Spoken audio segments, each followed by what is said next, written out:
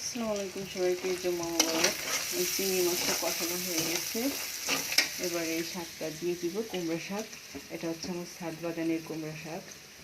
আজকে এই কুমড়া শাক রান্না করব চিংড়ি মাছ দিয়ে, আর হচ্ছে যে হাঁসের মাংস রান্না করব। মাংসটা ধুয়ে নিয়েছি, এখন রান্না করে নেব।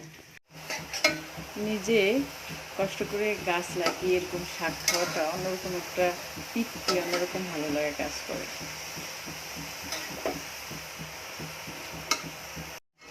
আমার কুমড়া শাকটা রান্না হয়ে গেছে, দেখেন সুন্দর সবুজ রয়েছে আর গলে গেছে কি পরিমাণ, কারণ এটা তো কোনো সার দেওয়া না, একদম অর্গানিক। এই জন্য নিজে গাছ লাগিয়ে খাওয়াটা অনেক বেটার, স্বাস্থ্যসম্মত। বাজারের সব শাক কিন্তু প্রচুর পরিমাণে সার দেওয়া থাকে।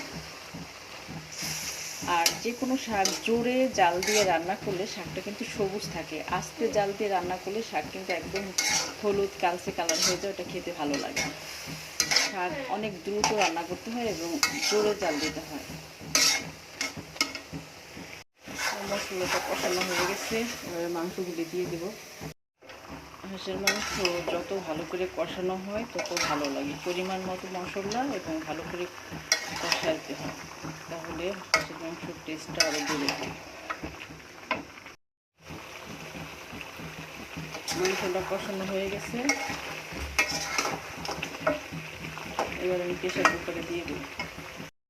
মাংসটা প্রেশার কুকারে দিয়ে দিয়েছি, এবার একটু ঢেকে সিজ দিয়ে নিই। তো মাংসটা রান্না শেষ, সিদ্ধ হয়ে গেছে, এবার চুলাটা অফ করে দিয়েছি। সবাই ভালো থাকেন। আসসালামু আলাইকুম, জুম্মা মোবারক।